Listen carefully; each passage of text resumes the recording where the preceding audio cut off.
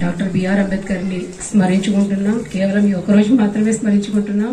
ఆయన ఎప్పుడూ స్మరించుకోవాలి. ఆయన పొందుపరిచిన ఈ గణతంత్ర దినోత్సవానికి సంబంధించినటువంటి కాన్స్టిట్యూషన్ ని ఏదైతే పొందుపరిచినాడో అది చాలా సంవత్సరాలు నెలల తరబడి అందరితో భేటీ అయ్యి మన భారతదేశం నుంచి మన డాక్టర్ బిఆర్ అంబేద్కర్ వెళ్లడము, విదేశాలతో చర్చించి ఈ కాన్స్టిట్యూషన్ అనేది నిర్వహించినారు. ఎంతవరకు కాన్స్టిట్యూషన్ అనేది రైట్స్ గురించే మాట్లాడుతుంది. ఎప్పుడైతే మనకు ఎమర్జెన్సీ పీరియడ్ వచ్చిందో 1976-75లో అప్పుడు డ్యూటీస్ ఆఫ్ ద కాన్స్టిట్యూషన్ అనేది ఆర్టికల్ 51A అనేది మన కాన్స్టిట్యూషన్ లో పొందుపరచడం జరిగింది. కాబట్టి ఎవరికైతే హక్కులు అనేదే ఇంపార్టెంట్ కాదు, ప్రాథమిక హక్కులు అనేటివి, దాని డ్యూటీస్ ని సక్రమంగా నిర్వహించే బాధ్యత మన ప్రభుత్వాలది.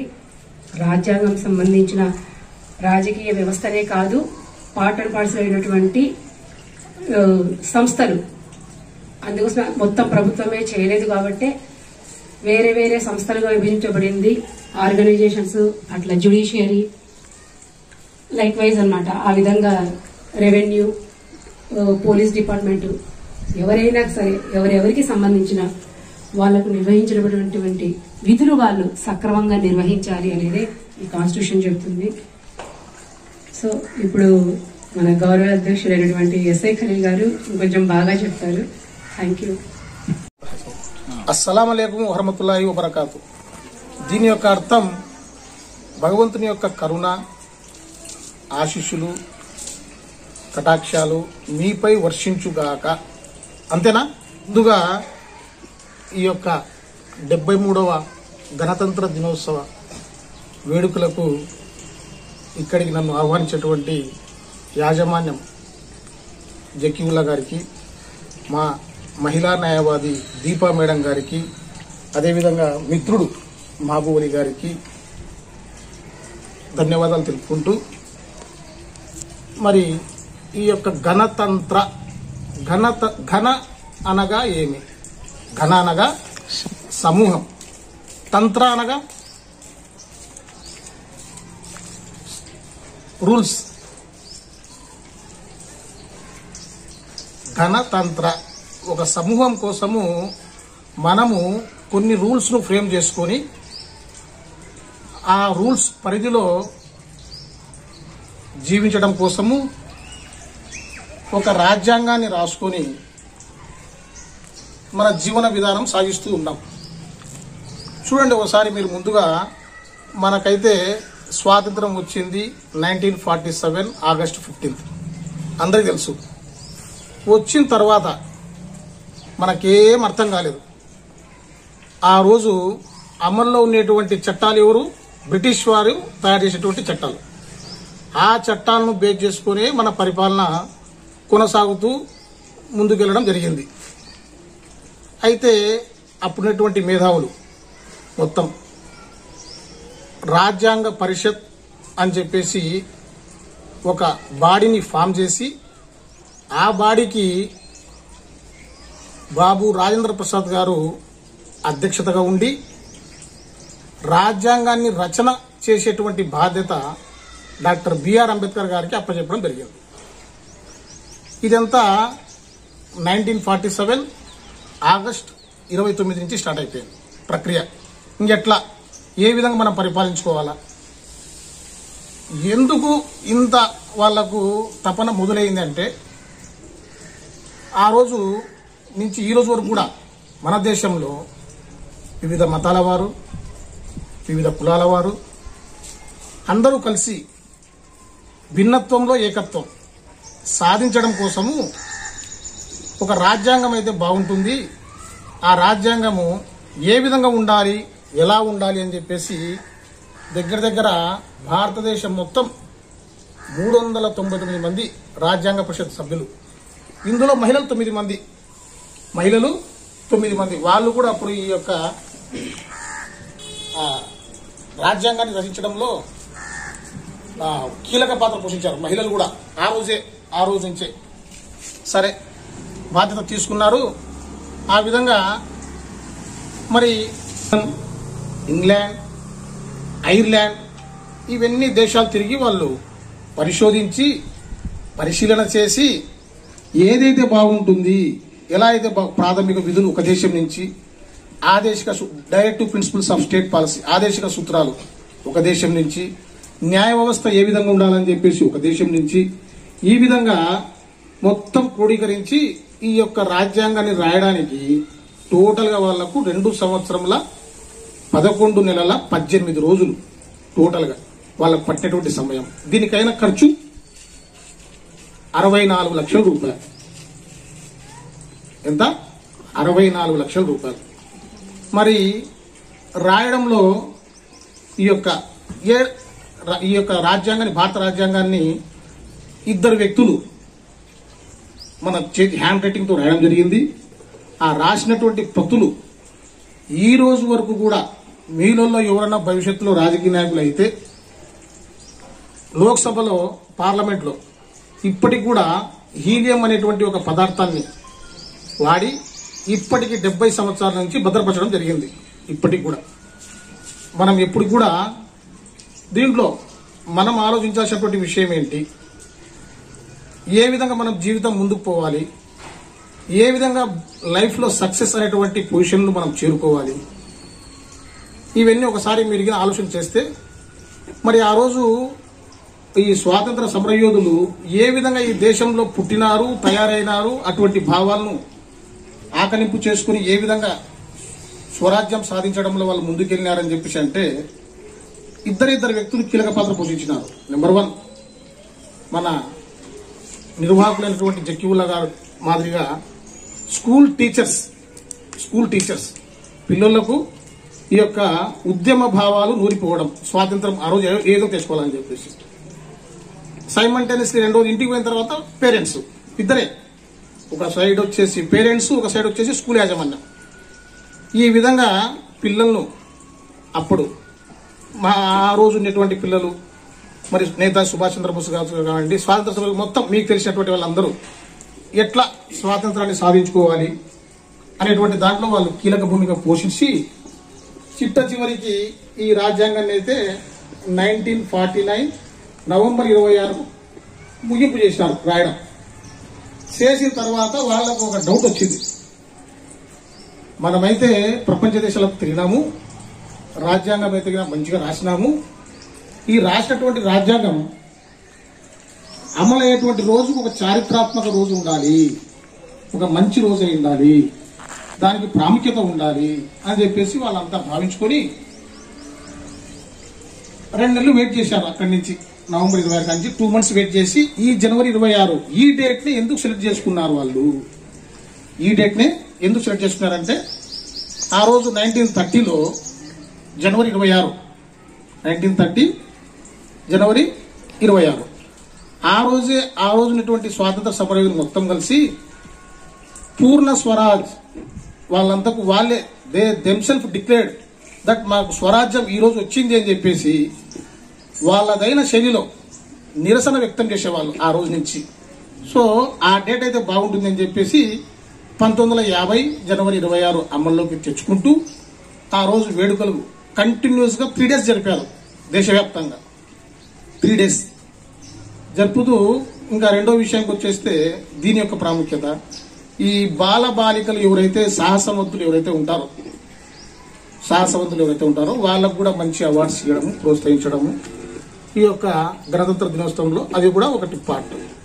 కాబట్టి నేనైతే ఈ మదరసా ఇక్కడి నుంచి జక్కీవుల్లా గారు స్టార్ట్ చేసినప్పటి నుంచి నేనైతే సోషల్ మీడియా పుణ్యమా అని చెప్పేసి ప్రతిరోజు అతని ప్రోగ్రామ్స్ నేను చూస్తా ఉన్నా.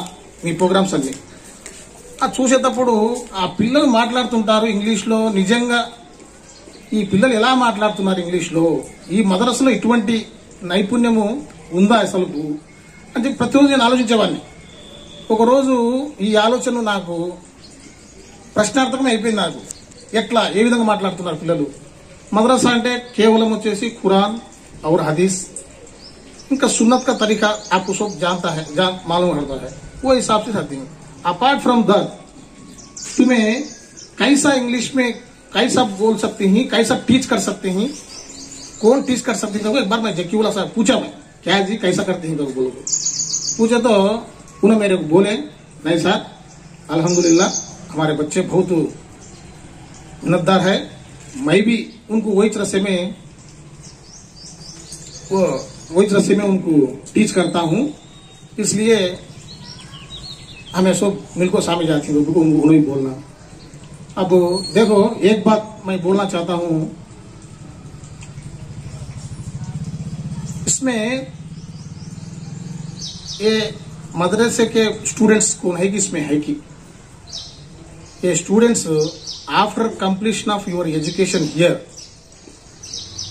మంచి పొజిషన్ కు మీరంతా లైక్ సివిల్ సర్వీస్ గ్రూప్స్ ఈ విధంగా వెళ్ళిపోయి ఆ రోజు కష్టపడి ఈ యొక్క రాజ్యాంగాన్ని రాసినటువంటి ఆ యొక్క స్ఫూర్తిని ముందుకు తీసుకోవాలంటే అది కేవలం వచ్చేసి ఒక మంచి ఆఫీసర్ అయితే మాత్రం దాన్ని ముందుకు తీసుకుపోలేవు.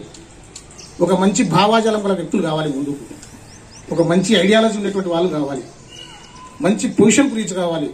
మరి మంచి పొజిషన్కు రీచ్ కావాలి ఏం చేయాలి? మంచి పొజిషన్కు రీచ్ కావాలి ఎవరైనా కానీ సరే ఏం కావాలి, ఏం చేయాలంటే ఒకటి successful life lies on 4 pillars. ఒక ఇల్లు కట్టాలి, కట్టేటప్పుడు పిల్లర్లు అవసరం, ఆ పిల్లర్స్ పైన ఇల్లు కడతారు. అదేవిధంగా మన జీవితాన్ని మనం తీర్చిదిద్దుకోవడం కోసము ఒక 4 పిల్లలు మన జీవితంలో అవసరం. ఆ 4 పిల్లలు ఏంటి, దాన్ని మనం తీసుకుంటేనే ముందుకు పోగలుగుతామా అంటే ఖచ్చితంగా అయినటువంటి మేధావులు ఎవరైతే గోల్ రీచ్ అయ్యారో వాళ్ళందరూ అంతో ఇంతో ఆకలింపు చేసుకుని పైకి వచ్చిన వాళ్ళే తప్ప ఏదో గాలికి ఎండకు వానకు బై డిఫాల్ట్ ఆ విధంగా రాలేదు. ప్రతి ఒక మంచి ప్లేస్ రీచ్ అయినటువంటి ప్రతి వ్యక్తి ఒక జీవితంలో కొన్ని క్వాలిటీస్ ను రిసీవ్ చేసుకొని ముందుకెళ్ళిన వాళ్ళే, మంచి మంచి బుక్స్ చదివేసి మంచి ఐడియాలజీ పెంచుకొని ముందుకెళ్ళిన వాళ్ళే. సో ఆ విధంగా ఒకసారి ఏంటంటే ఫస్ట్ క్లియర్ విజన్ అంటే మనం ఏం కావాలి, ఏం సాధించాలి అనేటువంటిది మీకు ఒక ఐడియా ఉండాలి. ఫస్ట్ ఒక ఐడియా ఉండాలి. Next strict discipline should be in strict manner. అది ఫస్ట్ వచ్చేసి విజన్ ఉండాలి, రెండు వచ్చేసి స్ట్రిక్ట్ డిసిప్లిన్. థర్డ్ డిసిప్లిన్ ఉంటేనే సరిపోదు, ఐరన్ విల్ ఉండాలి. ఐరన్ విల్ అంటే ఏంది? పడుకున్నా లేచినా తిన్నా అదే గుర్తుకొస్తున్నా. 4 హార్డ్ వర్క్. ఈ 4 అంశాలను ఆకలింపు చేసుకుంటే మీరు జీవితంలో ఏమైతే కావాలో ఖచ్చితంగా అవుతారు. కనీసం ఆ స్టేజ్కి పోలేకపోయినా దాని కింది స్టేజ్కనే వెళ్తారు.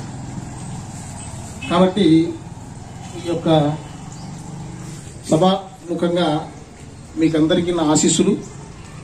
ఈ మదరసా నుంచి మీరు బయటకు వెళ్ళిన తర్వాత మంచి స్థాయిలో చేరుకొని ఈ యాజమాన్యం అయినటువంటి జకీవుల్లా గారికి మంచి పేరు తీసుకుని వస్తారని చెప్పి భావిస్తూ మరి ఈ అవకాశం ఇచ్చినటువంటి మీ అందరికీ ధన్యవాదాలు తెలుపుకుంటూ మరి ఒకసారి ఈ 73వ గణతంత్ర దినోత్సవం మీకు అందరికీ తెలుపుకుంటూ ముగిస్తుంది. Assalamu alaikum wa rahmatullahi wa barakatuh. Myself Sheikh Mubashira. Today we are celebrating our 73rd Republic Day.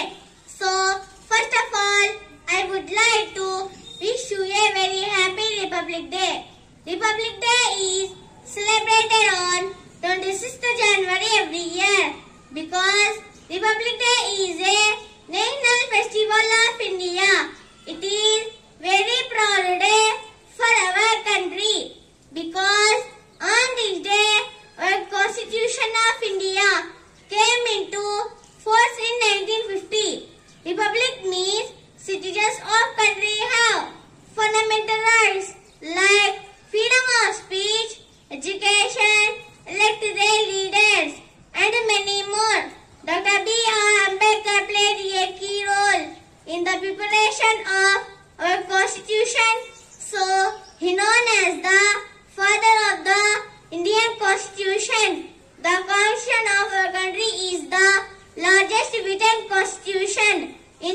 held.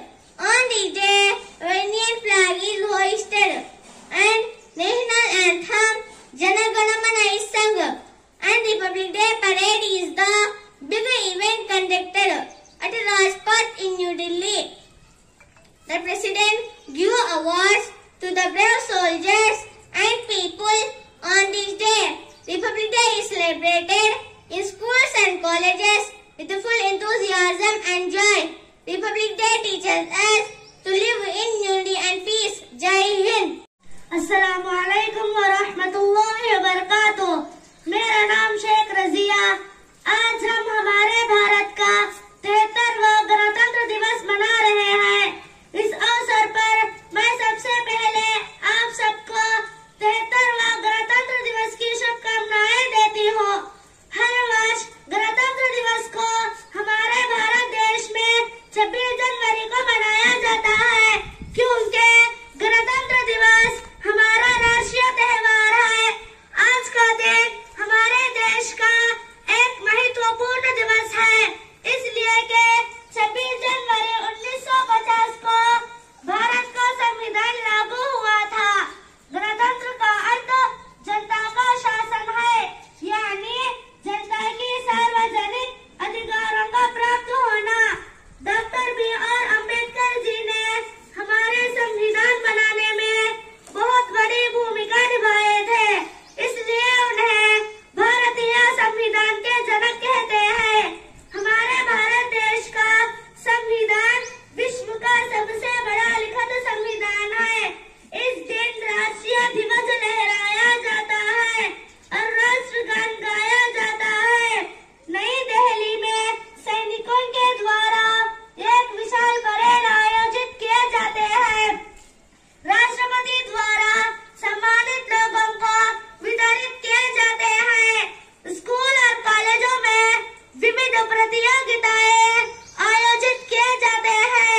गणतंत्र दिवस हमें देश की एकता और अखंडता को बनाए रखने की प्रेरणा देता है। जय हिंद।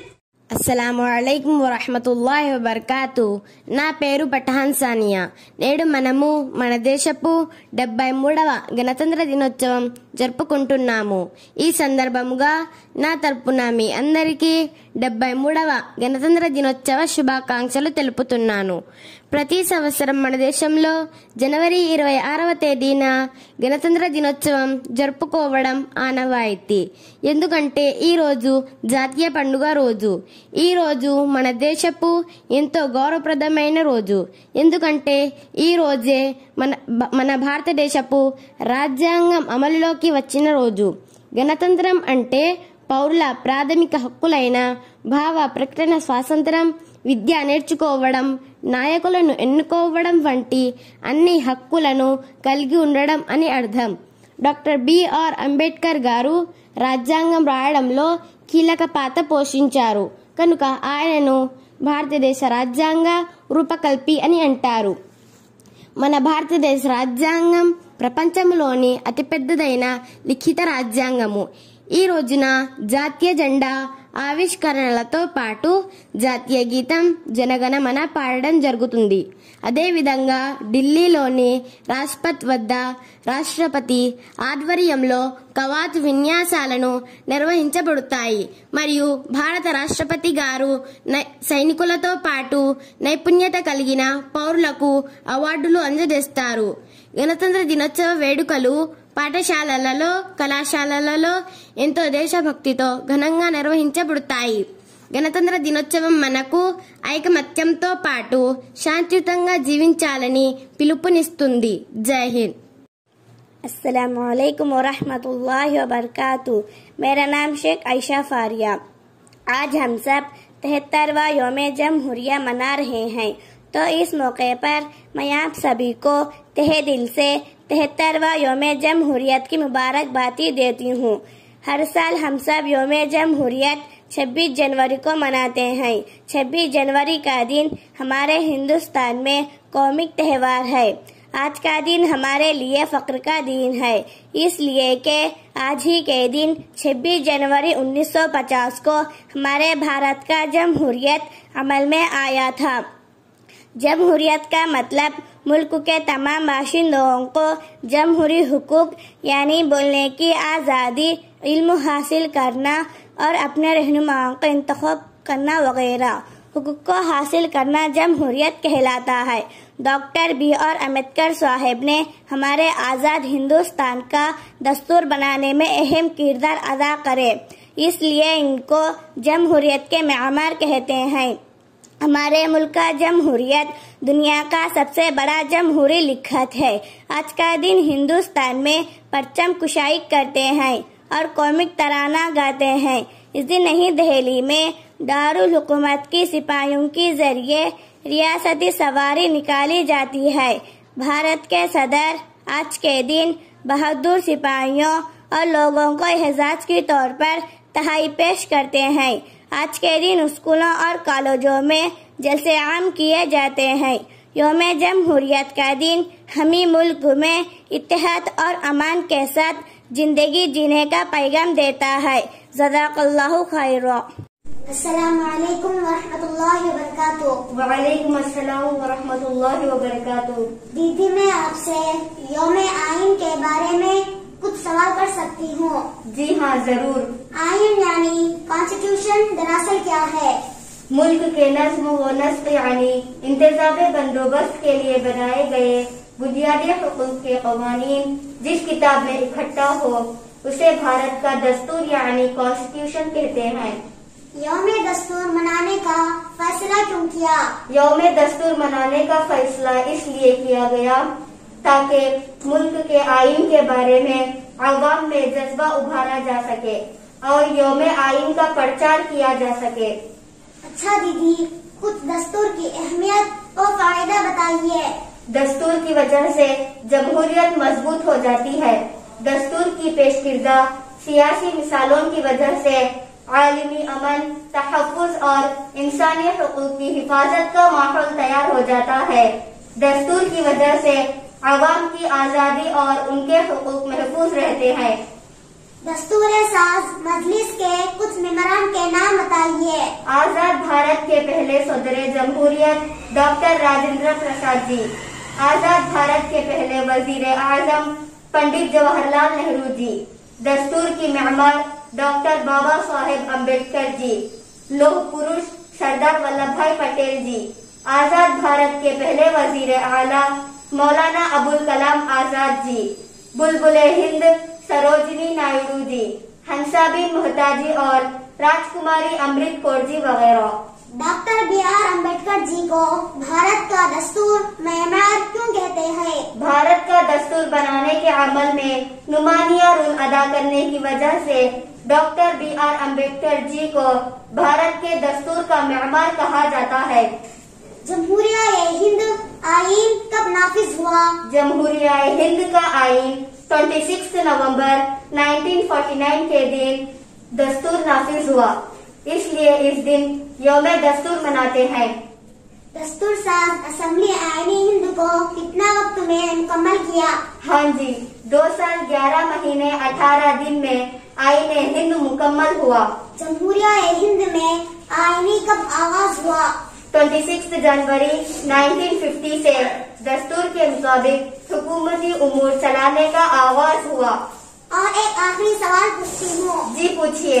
दस्तूर यानी कॉन्स्टिट्यूशन किस पर लागू होता है? भारत का दस्तूर भारत या तमाम मुल्क के बाशिंदों के लिए एक ही है। इस पर सब चलना जरूरी अहम है।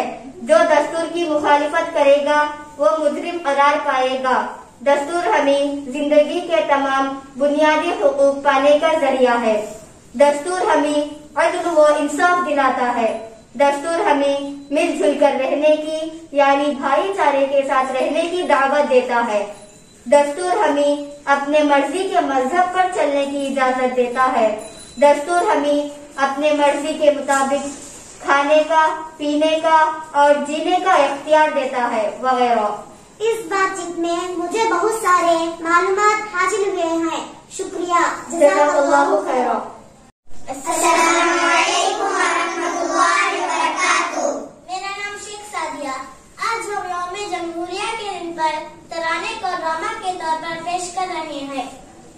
तू हिंद बनेगी न मुसलमान बनेगी, इंसान की औलाद है इंसान बनेगी। तू हिंद बनेगी न मुसलमान बनेगी, इंसान की औलाद है इंसान बनेगी। अच्छा है अभी तक तेरा कुछ नाम नहीं है, तुझको किसी मजहब से कोई काम नहीं है। अच्छा है अभी तक तेरा कुछ नाम नहीं है, तुझको किसी मजहब से कोई काम नहीं है। जिस इल्म ने इंसान को तकसीम किया है, उस इल्म को तुझ पर कोई इल्जाम नहीं है। तू बदले हुए वक्त की पहचान बनेगी, इंसान की औलाद है इंसान बनेगी। तू हिंद बनेगी न मुसलमान बनेगी, इंसान की औलाद है इंसान बनेगी। मालिक ने हर इंसान को इंसान बनाया, हमने उसे हिंदू या मुसलमान बनाया। मालिक ने हर इंसान को इंसान बनाया, हमने उसे हिंदू या मुसलमान बनाया। कुदरत ने तो बख्शी थी हमें एक ही धरती, हमने कहीं भारत कहीं वीरान बनाया। जो तोड़ दे हर बंद वो तूफान बनेगी, इंसान की औलाद है इंसान बनेगी। तू हिंद बनेगी न मुसलमान बनेगी, इंसान की औलाद है इंसान बनेगी। नफरत जो सिखाए वो धर्म तेरा नहीं है, इंसान जो रोधे वो कदम तेरा नहीं है। नफरत जो सिखाए वो धर्म तेरा नहीं है, इंसान जो रोधे वो कदम तेरा नहीं है। कुरान न हो जिसमें वो मंदिर नहीं तेरा, गीता न हो जिसमें वो हरम तेरा नहीं है। वो जोड़ दे हर बंद वो इंसान बनेगी, इंसान की औलाद है इंसान बनेगी। तू हिंदू बनेगी न मुसलमान बनेगी, इंसान की औलाद है इंसान बनेगी। जज़ाकल्लाहु खैरा। एंथम। जना